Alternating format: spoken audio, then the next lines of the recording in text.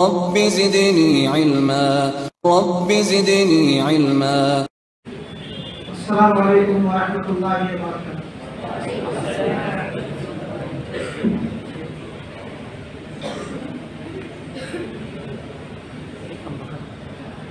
الحمد للہ رب العالمین والصلاة والسلام علی سید الانبیاء واشرف المرسلین نبینا محمد وعلى آلہ واصحابہ اجمعین ومن تبعهم بإحسان إلى يوم الدين. أما بعد، قال الله تبارك وتعالى في كلامه المجيد: أعوذ بالله من الشيطان الرجيم: وما كان المؤمنون لينفروا كافة فلولا نفر من كل فرقة منهم طائفة ليتفقهوا في الدين ولينذروا قومهم إذا رجعوا إليهم لعلهم يحذرون. مہمانان گرامی قدر، ذمہ داران معہد، اساتذہ اکرام اور عزیز طلبہ، قبل اس سے کہ میں اپنی بات شروع کروں، آپ تمام حضرات کو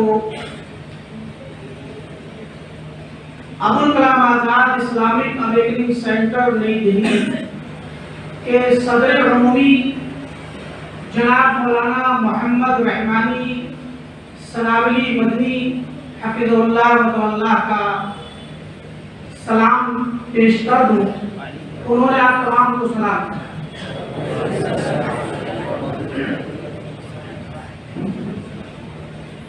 وعدہ ہوں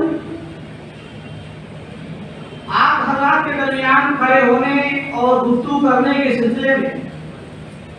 میرے لیے آج بڑی ہی حیرانگی کا مقام ہے کہ میں کہاں سے شروع کروں اور کہاں پہ ختم کروں، کیونکہ ظاہر ہے کہ میں یہاں آج ایک مقرر کی حیثیت سے نہیں آیا، نہ ہی تاثرات پیش کرنے کی حیثیت سے آیا ہوں، بلکہ اس پروگرام کی صدارت مجھے دی گئی اور ایک صدر کا فرض ہوتا ہے کہ وہ اس پروگرام کے متعلق نہ صرف یہ کہ صدارتی کلمات اس میں پیش کرے، بلکہ اس میں جو باتیں آئی ہیں ان پر بھی اپنا تبصرہ کرے اور اپنی رائے دے، تاکہ پروگرام کے جو بھی مسائل ہیں، جو بھی معلوم علیہ چیزیں ہیں، وہ سامنے آ جائیں. اس لیے پہلے سے میں معذرت چاہوں گا اگر میری بات غیر مرتب ہو، کیونکہ کچھ چیزیں ہیں جو تقاضا کرتی ہیں کہ اوپر میں کلام کروں، اور اب تک کے سوچ وچار کے بعد میں اس نتیجے پر پہنچا ہوں کہ میری گفتگو دو حصوں میں منقسم ہو. پہلا حصہ خصوصی طور پر طلبہ کے لیے جو اس معہد میں زیر تعلیم ہے، اور دوسرا حصہ اس مجلس میں کے تمام حاضرین کے لیے، جس میں مہمان گرامی قدر ہیں اور تمام لوگ، طلبہ، اساتذہ، سارے لوگ. لہذا سب سے پہلے میں اپنی بات طلبہ کے متعلق شروع کرتا ہوں. میں نے آپ حضرات کے درمیان ایک آیت کریمہ پڑھی جس میں اللہ رب العالمین نے اہل ایمان کے متعلق ایک ہدایت فرمائی ہے کہ وَمَا كَانَ الْمُؤْمِنُونَ لِيَنفِرُوا كَافَّةً. سارے مسلمانوں پر، سارے مومنوں پر یہ واجب نہیں کہ وہ اللہ کی راہ میں نکلیں، اپنے گھروں سے نکل کر کے اللہ کی راہ میں جائیں، بلکہ چند لوگوں کے متعلق فرمایا فَلَوْلَا نَفَرَ مِن كُلِّ فِرْقَةٍ مِنْهُمْ طَائِفَةٌ، کہ ان میں سے جو بھی ایک فرقہ ہے، ایک جماعت ہے، کوئی علاقہ ہے، کوئی شہر ہے، کوئی گاؤں ہے، ان میں سے ایک طائفہ نکلے.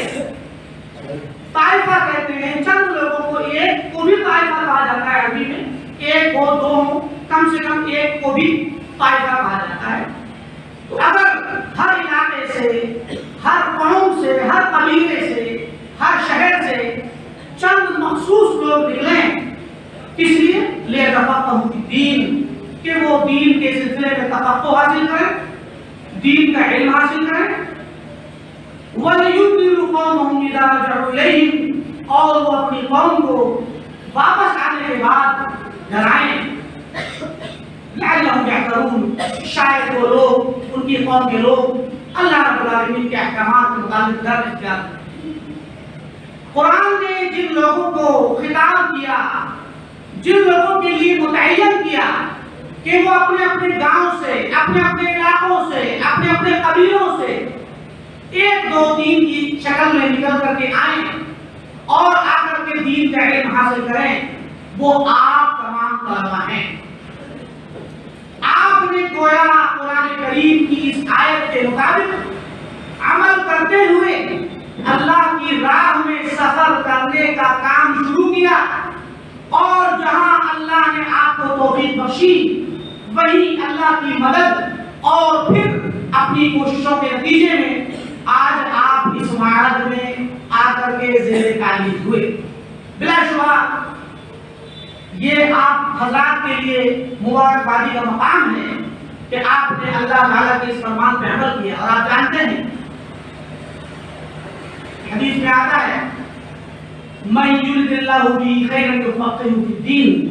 کہ اللہ تعالیٰ جس انسان کے لیے خیر کا ارادہ کرتا ہے اسے دین کی فقہ عطا کرتا ہے، اسے دین کی سمجھ عطا کرتا ہے۔ لہذا آپ یہ سمجھ لیں کہ آپ اللہ تعالیٰ کے حکم کے مطابق اپنے گھروں سے نکل کر اس آیت کریمہ پر عمل کرنے والے لوگ ہیں، اور دوسری طرف یہ کہ اللہ تعالیٰ نے آپ کے ساتھ خیر کا ارادہ کیا ہے کہ آپ دین کی سمجھ اور فقہ حاصل کرنے کے سلسلے میں کوششوں میں لگے۔ اللہ تعالیٰ سے دعا ہے کہ ہمیں اس بات کی توفیق بخشے کہ ہم اللہ تعالیٰ کے دین کو سمجھیں اور اس کے بعد اس کے تقاضوں کو پورا کریں۔ بلا شبہ آپ یہاں آئے ہیں، آپ نے دین کا علم سیکھنے کا کام شروع کیا ہے، اور اسی کے تعلق کے سلسلے کی ایک کڑی ہے کہ آج جو یہ انجمن ہوئی اور اس انجمن کا سالانہ پروگرام کا نتیجہ جو آپ کے سامنے آیا، اس کے اندر آپ حضرات کی لسانی اور تقریری جو کوششیں تھیں اور قرات کی جو کوششیں تھیں، حفظ کی جو کوششیں تھیں، ان کا نتیجہ آپ کے سامنے ہے۔ اور آپ یہ جانتے ہیں کہ ظاہر ہے اگر 2 پہلوان بھی اکھاڑے میں لڑتے ہیں تو ابتدا سے یہ پتہ نہیں ہوتا کہ کون جیتے گا کون ہارے گا، اور دونوں میں سے ہر ایک بھی آگے بڑھنے کی کوشش کرتا ہے، لیکن ظاہر ہے کہ کامیابی اور کامرانی ایک ہی کو ملتی ہے، لیکن جس کو ناکامی ہوتی ہے اس کا مطلب یہ نہیں ہوتا کہ وہ کسی لائق نہیں، بلکہ اس کا مطلب یہ ہوتا ہے کہ وہ شخص اس قابل ہے کہ اس کامیاب شخص کے ساتھ ٹکر لے سکتا ہے، وہ ٹکر لے کر کے دکھلاتا ہے، وہ ثابت کرتا ہے کہ میں آپ سے کم نہیں۔ یہ الگ بات ہے کہ کسی وجہ سے چوک ہو جاتی ہے اور یہ فطری تقاضا ہے یہ ہونا، لیکن یہ چوک ہمیں سکھلاتی ہے کہ اگر آج ہم اس میدان میں گرے ہیں تو کل انشاءاللہ ضرور کھڑے۔ لہذا جن لوگوں کو انعامات ملے ہیں یا جن لوگوں کو کی پوزیشن آئی ہے ان کے لیے سب سے پہلے مبارکباد ہے، اللہ تعالیٰ ان کے لیے مبارک کرے اور مزید انہیں آگے بڑھنے کی توفیق عطا فرمائے، اور انہیں رب العالمین کا شکر ادا کرنے کی توفیق بخشے۔ اور جن لوگوں کو پوزیشن نہیں مل سکی ہے، جو لوگ اس میدان میں آگے نہیں آ سکے ہیں، تو وہ اس وقت صبر کریں جیسا کہ آپ کو ترغیب دی گئی، اور مزید اپنی اس ٹھوکر سے، اپنی اس غلطی سے مزید کچھ نیا سیکھنے کی کوشش کریں تاکہ کل وہ غلطی نہ ہو اور میدان عمل میں آ کر کے آپ ہر طرح کامیابیوں سے سرفراز ہو سکیں۔ اللہ تعالیٰ ہم تمام کو کامیاب کرے۔ طلبہ کی گفتگو کے بعد میری تقریر کا دوسرا رخ اور دوسری قسم عمومی انداز کا خطاب ہے، عمومی انداز کی باتیں ہیں، جس میں ہمارے مہمان گرامی قدر کو خصوصی طور پر میں یہاں یہ باتیں رد کرنا چاہوں گا، ورنہ یہ باتیں تمام لوگوں کے لیے ہیں اور طلبہ کے لیے بھی ہیں۔ وہ یہ کہ ہمارا یہ مرکز جسے Abul Kalam Azad Islamic awaking centre کے نام سے آپ جانتے ہیں، جو نئی دہلی میں قائم ہے، جس کے بانی مبانی علامہ عبدالحمید رحمانی رحمۃ اللہ علیہ تھے، جنہوں نے اللہ تعالیٰ کی توفیق اور مدد سے اس مرکز کو 1980 میں قائم کیا، اور اس کے بعد سے آپ نے شبانہ روز محنتوں کے نتیجے میں اور اللہ تعالیٰ نے جو آپ کو صلاحیتیں دی تھی ان کو استعمال کرتے ہوئے اپنے لوگوں کے ساتھ مل کر اور امت کے خیر خواہان کے ساتھ مل کر اس مرکز کو آگے بڑھانے کی کوششیں کی۔ علامہ عبدالحمید رحمانی رحمۃ اللہ علیہ، جیسا کہ آپ حضرت کے سامنے بعض مہمانان گرامی قدر کی طرف سے ان کے متعلق چند باتیں آئی ہیں، حقیقت میں ایک یگانہ روزگار شخصیت۔ آپ کی شخصیت اس سے قبل کہ میں آپ کے بارے میں کچھ بتلاؤں، یہ بھی آپ لوگوں کی گوشتگار کر دوں کہ علامہ عبدالحمید رحمانی رحمۃ اللہ علیہ میرے استاد تھے، جنہوں نے جامعہ اسلامیہ سنابل میں 1 سال پڑھایا تھا، اور اتفاق سے یہ میری خوش نصیبی تھی کہ میں بھی آپ کے طلبہ میں شریک تھا۔ میں نے اور دوسرے تمام طلبہ نے آپ سے بہت کچھ سیکھا۔ ہم نے آپ سے منہج سیکھا، ہم نے آپ سے اہل حدیثیت کو سیکھا، ہم نے سلفیت کو سیکھا، ہم نے اسلام کو سیکھا، ہم نے سمجھا کہ اسلام کیا چیز ہے اور مسلک اہل حدیث کی خوبی کیا ہے، مسلک اہل حدیث حقیقت میں ہے کیا، اور اس دنیا کے اندر مسلکی غیرت کی مثالیں، مسلکی غیرت کو آپ کے ذریعے ہم نے سمجھا، بلکہ میں ہی نہیں یا ہمارے ساتھی ہی نہیں، بلکہ آپ کو جو بھی جانتا ہے بر صغیر ہند و پاک میں، نیپال میں، سری لنکا میں اور مشرق وسطی عرب میں، بلکہ اس سے بھی آگے یورپ اور امریکہ میں، کیونکہ علامہ عبدالحمید رحمانی رحمۃ اللہ علیہ کے اسرار، آپ کی شرکتیں اور آپ کے بلاغے پوری دنیا سے ہوا کرتے ہیں۔ آپ امریکہ بھی گئے، انگلینڈ بھی گئے، سری لنکا بھی گئے، سنگاپور بھی گئے، بنگلہ دیش بھی گئے، اور نیپال اور ہندوستان کے اور پھر عرب دنیا کے دورات کا تو کوئی ذکر ہی نہیں ہے۔ آپ ایک بہت بڑے خطیب تھے، بہت بڑے عالم تھے۔ آپ کو دنیا یہ سلفی دنیا اور پورے ہندوستان کے اندر اہل حدیثوں کے عوام اور خواص آپ کو یاد کیا کرتے تھے، آپ کو بلاتے تھے، کیونکہ آپ اس امت میں سلفیت کی تحریک کو اور سلفیت کی روح کو پھونکنے کا کام انجام دے رہے ہیں۔ جہاں جہاں سلفیت پر اور اہل حدیثیت پر آنچ آئی، آپ نے وہاں کھڑے ہو کر کے ڈٹ کا مقابلہ کیا اور ان شبہات کا ازالہ کیا۔ اسی وجہ سے آپ کی جو مسلکی غیرت ہے، آپ کا جو دینی احساس ہے، وہ ان تمام لوگوں کو معلوم ہے جو آپ سے ملاقات کر چکے ہیں۔ وہ ایک ایسے جواز انسان تھے جو امت کا درد اپنے اندر رکھتے، لہذا آپ نے امت کے درد کو محسوس کرتے ہوئے یہ ادارہ قائم کیا، امت کو آگے بڑھانے کے لیے، امت کے بچوں کو تعلیم دینے کے لیے اور اسلام کی سچی تصویر کو پیش کرنے کے لیے آپ نے اس دنیا کے اندر ایک پیغام پہنچانے کے لیے اور اس امت کے نوجوانوں کو دینی تربیت اور اسلامی تربیت سے مالا مال کرنے کے لیے مرکز کھولا۔ یہ مرکز جب قائم ہوا تو اس کی بنیاد کتاب و سنت پر رکھی گئی، اس کی بنیاد منہج سلف پر رکھی گئی، اس کی بنیاد صحابہ کے منہج پر رکھی گئی، اس کی بنیاد ائمہ دین کے منہج پر رکھی گئی، اور دنیا والوں کو یہ پیغام دینے کے لیے رکھی گئی تاکہ پتہ چلے کہ اسلام کی سچی تصویر، اسلام کا سچا پیغام اس مرکز سے اٹھے گا۔ اسی لیے جیسا کہ مہمان عزیز اور اس مرکز کے ممبر اور معہد کے مستشار جناب شاہد حسین صاحب نے بتایا کہ آپ کا مقصد تھا کہ اس شرک و بدعت کے گھر میں، اس یو پی اتر پردیش کی راجدھانی میں ایک ایسا ادارہ قائم کیا جائے جہاں سے کتاب و سنت کی شعاعیں پھوٹیں، جہاں کتاب و سنت کی چراغ جلیں اور اس کی روشنی جا کر کے شرک و بدعت کے اندھیروں کو کاٹ دے۔ یہی منہج تھا جس پر یہ ادارہ قائم ہے۔ آپ حضرات کی گوشتگار کروں گا کہ یہ منہج اور یہ طریقہ اور یہ میتھڈ جس پہ ہمارا مرکز اور یہ معہد قائم ہے، اللہ کا شکر ہے کہ آج بھی اس پر برقرار ہے، اور ہم اللہ سے دعا کرتے ہیں کہ اللہ تعالیٰ ہمیں اس منہج پر قائم رہنے کی توفیق دے اور اس امت کو وہ پیغام پہنچانے کی توفیق دے جس کی تمنا اس کے مؤسس اور بانی کیا کرتے تھے۔ آپ لیکن آج کے پروگرام میں جو تقریریں ہوئی، جو نمونے آپ کے سامنے آئے، ان نمونوں کو ایک دوسرے زاویے سے اگر آپ دیکھیں تو پتہ چلے گا کہ یہ مرکز اپنے اس منہج کو، اپنے اس میتھڈ کو پورے طور پہ آج کی اس محفل میں بھی نافذ کرے۔ آپ کے درمیان سب سے پہلی تقریر ہوئی اسلام اور دہشت گردی کے نام پر، اس کے بعد تقریر ہوئی توحید کی اقسام پر عربی زبان میں، اس کے بعد تقریر ہوئی ہندی میں ایک ایشور واد کے موضوع پر، وہ بھی توحید کا مضمون ہے، اور اس کے بعد انگریزی میں تقریر ہوئی والدین کی اطاعت کے سلسلے میں کہ والدین کی اطاعت فرض ہے، اور اس کے بعد آخر میں تقریر ہوئی صلۃ الارحام اور رشتہ داریوں کو جوڑے رکھنے اور رشتہ داروں کے ساتھ حسن سلوک کرنے کی۔ آپ دیکھیں کہ یہ جو تقریریں ہیں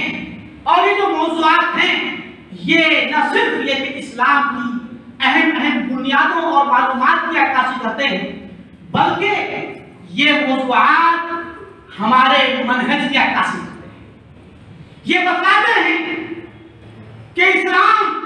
امن کا مسلک ہے، امن کا دین ہے، امن و امان چاہتا ہے۔ اسلام امن و امان نہ صرف چاہتا ہے بلکہ اسلام کا نام ہی سلامتی سے، اسلام کا نام ہی سلامتی سے نکلا ہے، اور اسلام پوری دنیا کے لیے امن بن کے آیا ہے۔ لہذا یہ اسلام کی بنیادی تعلیم ہے۔ اسی لیے پیارے نبی صلی اللہ علیہ وسلم نے فرمایا المسلم من سلم المسلمون بلسانه ویده کہ مسلمان وہ ہے کہ جس کی زبان سے اس کے ہاتھ سے سارے مسلمان محفوظ رہے۔ اور اسی طریقے سے آپ نے سنا ارہاب اور دہشت گردی کے موضوع پر کہ اسلام نے قتل نفس کو حرام قرار دیا ہے۔ کسی بھی معصوم نفس کو، کسی بھی انسان کو بلا حق بغیر حق کے قتل کرنا پوری انسانیت کا قتل ہے۔ وہی پیارے نبی صلی اللہ علیہ وسلم نے فرمایا من قتل معاہدا لم یرح رائحۃ الجنہ وان ریحها لتوجد من مسجد 40 عاما کہ جس شخص نے کسی غیر مسلم شخص کو، اسلامی ملک ہو، اسلامی حکومت ہو، وہاں پر اسلام کا غلبہ ہو اور وہاں غیر مسلم لوگ رہتے ہوں، اہل ذمہ رہتے ہوں، معاہدین مستأمنین رہتے ہوں، جو امن و امان لے کر کے آتے ہیں، جو اہل و پیمان سے رہتے ہیں، ایسے لوگ جو اسلامی ملک کے اندر ہوں جہاں مسلمانوں کی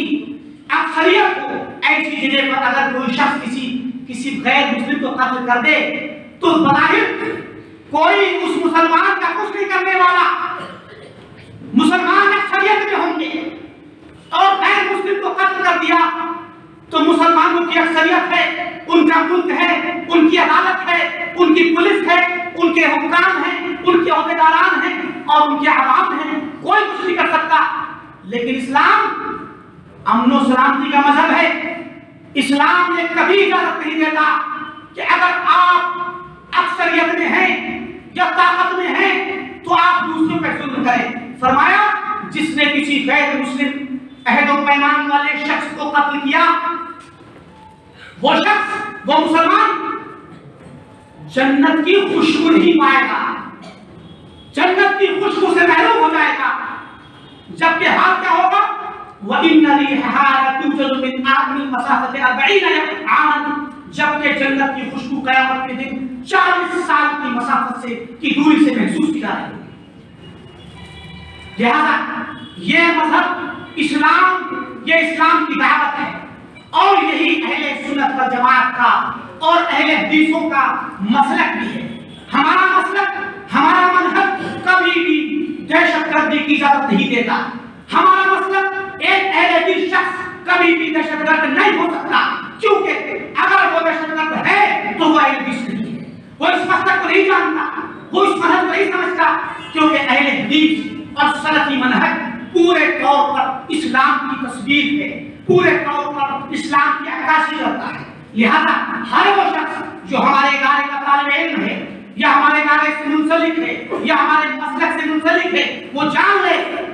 کہ وہ اسلام کا پیغامبر ہے، وہ اسلام کا نمائندہ ہے، اور اس کو چاہیے کہ وہ امن و سلامتی کا نمائندہ بنے اور دہشت گردی سے دور ہو۔ اسی طریقے سے توحید کی اقسام 3 قسمیں پیش کی گئی اور توحید کے فوائد پیش کیے گئے۔ مسلک اہل حدیث پورے طور پر توحید پر قائم ہے، اللہ کے نبی اللہ رب العالمین کے حقوق پر قائم ہے، پیارے نبی صلی اللہ علیہ وسلم کی سنت پر قائم ہے، اور ہمارے مسلک میں ہم نے جہاں اللہ رب العالمین کی توحید میں اللہ کو ایک مانا ہے، اللہ کو تنہا مانا ہے، وہی اس کے حقوق کو بھی مکمل طور پہ مانا ہے، اس کے اسماء و صفات کو مانا ہے۔ لیکن مشکل یہ ہے کہ وہ لوگ جو اپنے آپ کو مسلمان ہونے کا دعویٰ کرتے ہیں، وہ لوگ توحید کے معاملے میں اللہ کے حقوق ادا کرنے سے قاصر ہیں۔ ان کی توحید غیر منہجی لوگوں کی توحید صرف الوہیت تک مبنی ہے، الوہیت تک مبنی ہے، صرف وہ اللہ رب العالمین کو ایک ماننا ہی اپنے لیے کافی سمجھتے ہیں۔ وہ کہتے ہیں کہ اللہ کو ایک مان لو کافی ہے، اللہ تعالیٰ کو خالق مان لو کافی ہے۔ رہی بات اللہ کے حقوق ادا کرنے کی، رہی بات توحید الوہیت کی، رہی بات عبادت کی، تو اس میں اگر کوئی خامی بھی ہو جائے تو کوئی حرج کی بات نہیں۔ جبکہ بندے کا عمل، بندے کی عبادت، اس کی صلاۃ، اس کی زکوٰۃ، اس کا حج، اس کا صوم، اس کا سجدہ، اس کا رکوع، اس کی قربانی اور اس کی نذر و نیاز، اور چاہے کوئی بھی اس کی عبادت ہو، ساری کی ساری عبادتیں تنہا رب العالمین کا حق۔ اور اس توحید الوہیت کی جو آواز اسلام نے دی ہے کسی دوسرے مذہب نے دی ہے، اور اس توحید الوہیت کی آواز جو مسلک سلف نے دی ہے، صحابہ کے منہج نے دی ہے، ہمارے منہج نے دی ہے، کسی نے نہیں دی۔ لہذا ضرورت اس بات کی ہے کہ ہم اپنے منہج کو سمجھیں اور اپنے منہج کی عکاسی کریں۔ اسی طریقے سے اور جو خطابات ہوئے وہ بھی ایک ایشور بات پر ہوئے، مزید یہ کہ والدین کے حق کو ادا کرنے کے لیے ہوئے۔ اسی طریقے سے رشتہ داروں کے حقوق آپ دیکھیں کہ اس دنیا میں کیا ہے، بندہ اپنے رب کو جانے اور رب کے حقوق ادا کرے، یہ توحید ہے۔ بندہ اپنے والدین کے حقوق ادا کرے، جنہوں نے اسے اس کی پیدائش کا ذریعہ بنے، جنہوں نے اسے پرورش کی، پالا پوسا بڑا کیا، اور اس کے بعد بندہ جس معاشرے میں رہتا ہے اس کے خاندان والوں کے ساتھ، اپنے رشتہ داروں کے ساتھ حسن سلوک کرے، تو یہ رشتہ داروں کے حقوق ہو گئے۔ اور پھر پورے سماج کے لیے امن و سلامتی کا پیغام کریں۔ کتنے پیارے موضوعات ہیں جن تمام اس مجلس کے موضوعات میں اللہ تعالیٰ کے حق کو بھی نبھایا، والدین کے حق کو بھی دیکھا، رشتہ داروں کے حقوق کو بھی دیکھا، اور پھر پورے سماج کے حقوق کو دیکھا، اور پورے سماج میں لوگوں کے احترام، ان کی جان، ان کے مال، ان کی عزتیں، ان کی آبرو اور ان کے لیے امن و امان فراہم کرنے کی بات کہی۔ تو یہ جو باتیں تھیں آپ حضرات کے سامنے میں نے غیر مرتب انداز میں پیش کی ہیں، ان کا مقصد یہ ہے کہ آپ ہم سے جانیں کہ ہمارا مسلک اور ہمارا منہج کتاب و سنت کا منہج ہے، ہمارا منہج صحابہ کرام کا منہج ہے، اور یہ منہج ہمیں اس بات کی دعوت دیتا ہے، اس بات کو ابھارتا ہے کہ ہم ہر حق والے کا حق ادا کریں، جس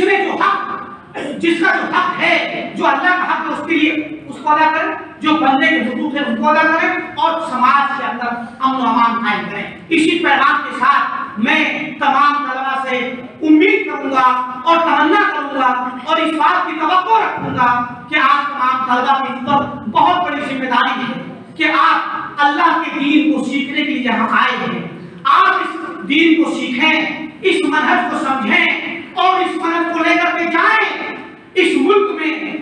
بیرون ملک میں، اور پوری دنیا میں جا کر کے اسلام کا پیغام پہنچائیں، اپنے مسلک کا پیغام پہنچائیں، اور اس تڑپتی اور سسکتی انسانیت کو بتلائیں کہ اس کی پریشانی کا حل اسلام میں ہے، اور ان بھٹکے ہوئے مسلمانوں کو بتلائیں جو توحید سے دور ہیں، جو سنت سے دور ہیں، جو منہج صحابہ سے دور ہیں، انہیں بتلائیں کہ آپ کی پریشانیوں کا حل اور دنیا میں کامیابی کا حل اور آخرت میں کامیابی کا حل کتاب و سنت میں ہے، منہج صحابہ میں ہے۔ انہی باتوں پر میں اتفاق کرتا ہوں، اور آخر میں ان تمام مہمانان گرامی قدر کا شکریہ ادا کروں گا جنہوں نے آ کر کے طلباء کو مبارکباد دی، اپنے تاثرات سے نوازا، اور طلباء کو سیکھنے، محنت کرنے اور مزید آگے بڑھنے کے لیے ابھارا۔ اللہ تعالیٰ آپ تمام کو جزائے خیر دے، اور جتنے بھی لوگ یہاں آئے ہیں جو شروع سے اب تک ہمارے ساتھ بنے ہوئے ہیں ان کا بھی میں شکر گزار ہوں کہ انہوں نے اس مجلس کو بنائے رکھا، تمام طلباء کا بھی جنہوں نے پورے طور پر صبر کا مظاہرہ کیا، اور آخر میں اللہ رب العالمین سے دعا کرتا ہوں کہ اللہ تعالیٰ ہماری اس مجلس کو قبول فرما، ہمارے اس بیٹھنے کو قبول فرما اور اسے بابرکت فرما، اور جب تک ہم دنیا میں رہیں اسلام پر اور توحید و سنت پر قائم رہیں۔ وآخر دعوانا الحمد للہ رب العالمین، والسلام علیکم ورحمۃ اللہ وبرکاتہ۔